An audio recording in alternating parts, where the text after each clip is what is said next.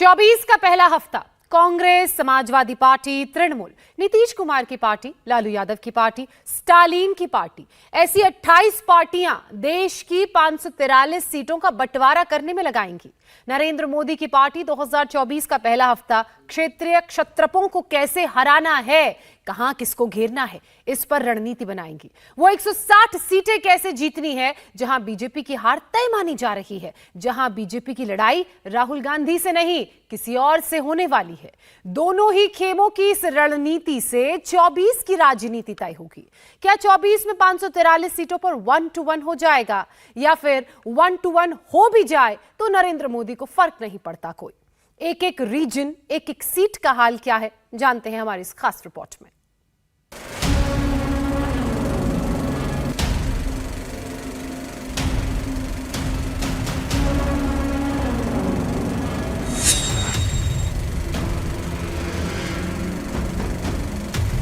चौबीस फैसला कर देगा।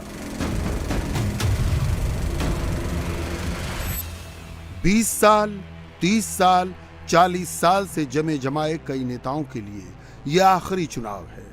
हो सकता है 24 के बाद कई नेता जेल में मिलेंगे या संन्यास लेंगे।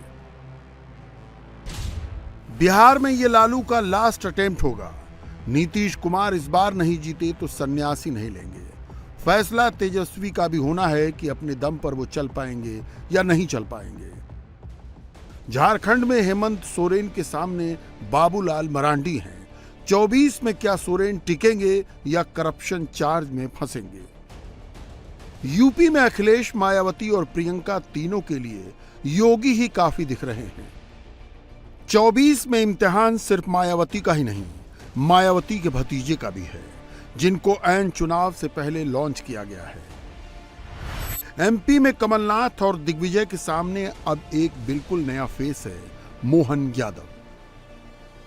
छत्तीसगढ़ में भूपेश बघेल को विष्णुदेव साय से भिड़ना होगा। राजस्थान में अशोक गहलोत पहले भजन लाल शर्मा से पार पाएं, फिर मोदी के बारे में सोचें। केजरीवाल का फैसला दिल्ली करेगी। 24 में चांस नहीं बना तो 25 में भी केजरीवाल के लिए दिल्ली दूर हो जाएगी। पश्चिम बंगाल में ममता बनर्जी के सामने शुभेंदु अधिकारी हैं। महाराष्ट्र में 3 वर्सेस 3 होगा। शरद पवार, उद्धव ठाकरे और नाना पटोले की टीम देवेंद्र फडणवीस, एकनाथ शिंदे और अजित पवार से भिड़ेगी। जो 24 जीतेगा वो 25 के लिए बचेगा, जो हार जाएगा वो रेस से बाहर जाएगा। लेफ्ट फ्रंट के लिए 24 करो या मरो वाला चुनाव है। सीपीएम पूरे देश में 3 सीटों पर ही बची है। क्या वो 3 सीटें भी 24 में छिन जाएंगी? 24 का चुनाव नरेंद्र मोदी को रिकॉर्ड बुक में दर्ज कराने वाला चुनाव होगा। मोदी जीते तो इंदिरा गांधी से आगे हो जाएंगे। मोदी नेशनल लेवल पर लीड करेंगे। राज्यों में क्षेत्रीय क्षत्रप टेस्ट देंगे। बीजेपी अपने लोगों को क्या समझा रही है? बीजेपी बता रही है कि 24 की छोड़ो, आगे की सोचो। 24 हो जाएगा, 24 कैसे हो जाएगा? मोदी विरोधियों में एक चर्चा बड़ी आम है। नरेंद्र मोदी के पास ऐसा मैग्नेट है जो वोट खींच लेता है। क्या 24 में मोदी का मैग्नेट अखिलेश और तेजस्वी यादव के वोट खींच लेगा? नीतीश कुमार का कुर्मी कुशवाहा वोट बैंक छीन लेगा? शरद पवार और उद्धव ठाकरे का मराठा वोट खींच लेगा? जयंत चौधरी और भूपिंदर हुड्डा के जाट वोट ले लेगा? मायावती का दलित वोट पहले से बीजेपी में मर्ज होने लगा है। कांग्रेस का आदिवासी वोट भी बीजेपी की ओर शिफ्ट हो रहा है। जाति को साथ लेकर चलने वाले क्षत्रप 2 बार फेल हो गए। क्या 24 के बाद जाति के नेता नहीं बचेंगे, केवल काम के नेता बचेंगे? क्या वोट खिसकने के डर से ही तमाम क्षेत्रीय क्षत्रप एक अलायंस बनाने के लिए छटपटा रहे हैं? नरेंद्र मोदी के विरोधियों का सबसे बड़ा डर क्या है? डर किसी और से नहीं, डर मोदी से है। हमारा प्रयास है कि भारत सरकार ने गरीब कल्याण की, जन कल्याण की जो भी योजनाएं बनाई हैं, उनसे कोई भी लाभार्थी वंचित न रहे। पहले गरीब सरकार के पास सुविधाओं के लिए चक्कर लगाता था। अब मोदी ने कह दिया है कि सरकार खुद चलकर गरीबों के पास जाएगी और इसलिए मोदी की गारंटी वाली गाड़ी एकदम सुपरहिट हो गई है। जब मोदी मैदान में आते हैं तो लड़ाई शुरू होने से पहले ही विरोधी की ताकत आधी हो जाती है। विरोधियों का सबसे बड़ा डर यह है कि अगर 24 में मोदी को नहीं रोका गया तो उनका वोट बैंक भी चला जाएगा और अगले 10, 15, 20 साल के लिए सत्ता वापस मिलने की संभावना खत्म हो जाएगी। इसीलिए 2024 सबके लिए क्रूशल है। जरा सोच कर देखिए, अखिलेश यादव के हाथ से 50% यादव वोट बैंक भी निकल गया तो उनके पास क्या बचेगा? M+Y में से Y चला गया तो सिर्फ M रह जाएगा। उस M के भी 3 दावेदार होंगे, सपा, बसपा और कांग्रेस। इसी तरह तेजस्वी और लालू के हाथ से यादव वोट बैंक निकल गया तो बिहार की राजनीति एकदम से चेंज हो जाएगी। नीतीश कुमार के साथ जो हो चुका है, तेजस्वी और लालू उससे बचने के जुगाड़ में लगे हुए हैं। ठाकरे के पास से हिंदुत्व वाला वोट बैंक निकल गया, शरद पवार का मराठा वोट बैंक बंट गया, मायावती के हाथी से दलित वोट बैंक नीचे उतर गया। तो यूपी विधानसभा चुनाव में बीएसपी का वोट शेयर 13% से भी नीचे पहुंच गया। भला किसने सोचा था कि यूपी में बीएसपी का केवल एक विधायक होगा, लेकिन मोदी राज में यह भी संभव हो गया। 5 राज्यों के विधानसभा चुनाव के बेस पर कहें तो ओबीसी, दलित और आदिवासी, ये तीनों वोट बैंक बीजेपी की ओर जाने लगा है। 2022 के गुजरात चुनाव से आदिवासी वोटों की शिफ्टिंग शुरू हुई थी, तब इसे टेक्टोनिक शिफ्ट कहा गया था। यह प्रोसेस एमपी, छत्तीसगढ़ और राजस्थान चुनाव आते आते कंप्लीट हो गया। एमपी चुनाव में 49% यादव वोट बीजेपी को मिले, 56% ओबीसी वोट बीजेपी को मिले, 33% दलित वोट बीजेपी को मिले, 44% भील आदिवासियों ने मोदी के नाम पर वोट दिए।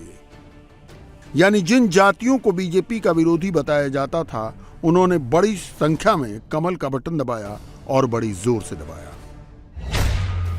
छत्तीसगढ़ में 46% आदिवासी वोट बीजेपी को मिले, तभी उसने सरगुजा और बस्तर के आदिवासी बहुल सीटों पर भगवा फहरा दिया। सरगुजा की 14 में से 14 सीटें बीजेपी ने कांग्रेस से छीन ली और बस्तर संभाग की 12 में से 8 सीटों को पंजे की पकड़ से निकाल लिया।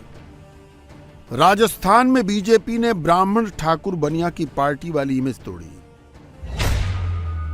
राजस्थान में 61% सवर्ण वोट तो बीजेपी को मिले ही, 45% ओबीसी वोटर ने भी बीजेपी पर भरोसा किया। इनके अलावा 33% दलित वोट, 30% आदिवासी वोट भी बीजेपी के पाले में चले आए। विरोधी पार्टियों को सपोर्ट करने वाली जातियों के शिफ्ट होने से क्या होता है?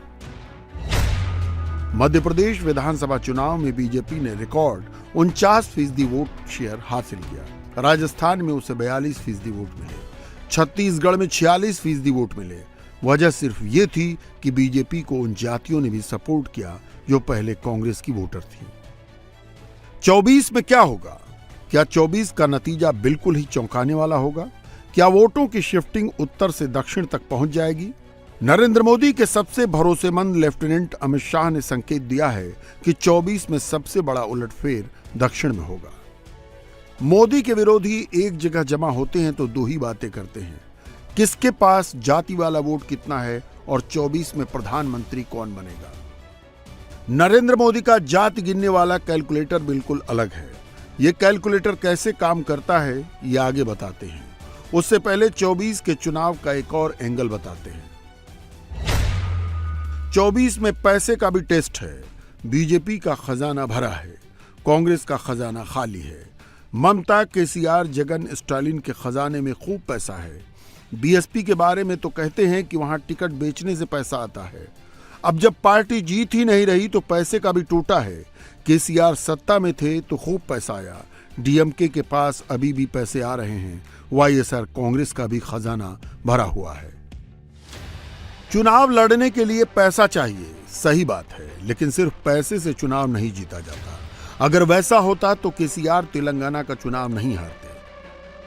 24 का सबसे बड़ा सवाल यह है कि क्या नरेंद्र मोदी राहुल गांधी को ही हराएंगे या ममता, नीतीश, तेजस्वी, स्टालिन, पवार, ठाकरे, सोरेन, अखिलेश, मायावती और जयंत चौधरी इन सबको एक साथ हरा देंगे।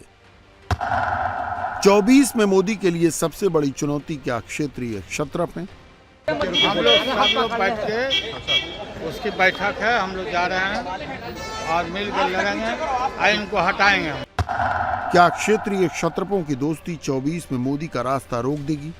बहुत जल्दी सीटें डिस्ट्रीब्यूट होंगी और हम सब लोग जनता के बीच में दिखाई देंगे। क्या क्षेत्रीय क्षत्रपों को हराने के लिए मोदी को और मेहनत करनी होगी? खड़गे जी को नाम हमने किया है कि हर लोग पूछता है एक फेस तो चाहिए, तुम्हारा फेस कौन है, तो इसी के लिए हम एक प्रपोजल दिया था कि खड़गे जी को होना चाहिए। खड़गे जी अगर फेस होगा तो ठीक है और हमारा कोई एतराज नहीं है और हमको सपोर्ट दिया है। जो निर्णय सर्वमान्य होगा हम उनके साथ है। मुझे लगता है कल बहुत से दलों ने उस प्रस्ताव के ऊपर असहमति नहीं व्यक्त की है। या 24 में ऐसा होगा कि क्षेत्रीय क्षत्रपों की दोस्ती हो ही नहीं पाएगी? मेरा दिल कहता है अगली बार 117 में से 110 से ज्यादा सीट आएंगी आम आदमी पार्टी की। और अभी लोकसभा के अंदर चुनाव आ रहे हैं, 13 सीट पंजाब की है और 1 सीट चंडीगढ़ की है। मेरा दिल कहता है जिस तरह से अभी पंजाब के अंदर घर घर के अंदर खुशी छाई हुई है, किसी का बिजली का बिल बंद हो गया, किसी के बच्चे का एडमिशन हो गया, कोई तीर्थ यात्रा में चला गया, किसी का बिना रिश्वत काम होने लग गया, सारे हर आदमी को फायदा हो रहा है पंजाब के अंदर। 13 की 13 सीट आप आम आदमी पार्टी को दीजिएगा, हमारे हाथ मजबूत कीजिएगा। ये सारी पार्टियां बहुत दुखी हैं, ये सारी पार्टियां अभी इकट्ठी हो गई हमारे खिलाफ। मोदी से लड़ने के लिए एक डेडलाइन सेट की गई है, 31 दिसंबर। यह डेडलाइन बीजेपी के लिए नहीं, कांग्रेस के लिए है। अगर कांग्रेस ने 31 दिसंबर तक सीट शेयरिंग नहीं की तो क्षेत्रीय दल अपने स्तर पर सीट शेयरिंग कर लेंगे। डेडलाइन बीती जा रही है, लेकिन मोदी के विरोधी सीट शेयरिंग का फॉर्मूला नहीं खोज पा रहे। तो क्या ऐसा होगा कि डेडलाइन बीत जाएगी और इंडिया अलायंस का कुछ नहीं हो पाएगा? मोदी के खिलाफ अगर अलायंस बन गया तो क्या होगा, और अगर अलायंस नहीं बना तो क्या होगा? आंकड़ों में क्या है, इतिहास क्या कहता है और 24 में क्या क्या हो सकता है, सारी संभावनाओं पर बात करेंगे। उससे पहले ये जानना और मानना जरूरी है कि क्षेत्रीय क्षत्रप मोदी के लिए चुनौती तो है। नरेंद्र मोदी राहुल गांधी की पार्टी को तो बहुत आसानी से हरा देते हैं, लेकिन क्षेत्रीय क्षत्रपों से लड़ने में मोदी की पार्टी को पसीने आ जाते हैं। पश्चिम बंगाल विधानसभा चुनाव में ममता बनर्जी की जीत, दिल्ली और पंजाब में अरविंद केजरीवाल की आम आदमी पार्टी की जीत, तमिलनाडु में एमके स्टालिन की जीत, आंध्र प्रदेश में जगन मोहन रेड्डी की जीत, ओडिशा में नवीन पटनायक की जीत, झारखंड में हेमंत सोरेन की जीत और अभी अभी मिजोरम में ZPM के लाल दुहोमा की जीत। ये सब उस टाइम पीरियड में हुआ है जिसे नरेंद्र मोदी का गोल्डन पीरियड कहा जाता है। ऐसा भी नहीं है कि मोदी ने यहां बीजेपी को जीत दिलाने की कोशिश नहीं की। पश्चिम बंगाल, दिल्ली और पंजाब में तो नरेंद्र मोदी ने सारे घोड़े खोल दिए, लेकिन ममता और केजरीवाल की पार्टी को मोदी हरा नहीं पाए। हर एक के घर जाना है, बैठना है, बात करनी है, उनको बताना है कि केजरीवाल हरियाणा का ही है, हमारा ही छोरा है। अगर उसने दिल्ली ठीक कर दी तो हरियाणा में तो बुला लो केजरीवाल ने, हरियाणा भी ठीक कर देगा वो। 24 के लोकसभा चुनावों में क्या वोटर अलग तरीके से बिहेव करेगा? लोकसभा चुनावों में क्या वोटर मोदी के नाम पर ही वोट देगा? नरेंद्र मोदी के पॉलिटिकल एक्यूमेन के कायल एनालिस्ट भी मानते हैं कि क्षेत्रीय क्षत्रपों के मुकाबला होने पर मोदी की विनेबिलिटी घट जाती है। कांग्रेस के खिलाफ मोदी का प्रचंड रूप दिखता है, लेकिन क्षेत्रीय क्षत्रपों के मुकाबले में मोदी का तेज घट जाता है। 2019 के लोकसभा चुनाव में बीजेपी और कांग्रेस 190 सीटों पर टकराए। 175 सीटें मोदी ने जीती, 15 सीटें राहुल ने जीती। बीजेपी और क्षेत्रीय दलों के बीच 185 सीटों पर आमना सामना हुआ। इनमें से 128 सीटों पर बीजेपी जीती, 57 सीटों पर क्षेत्रीय दल विजयी हुए।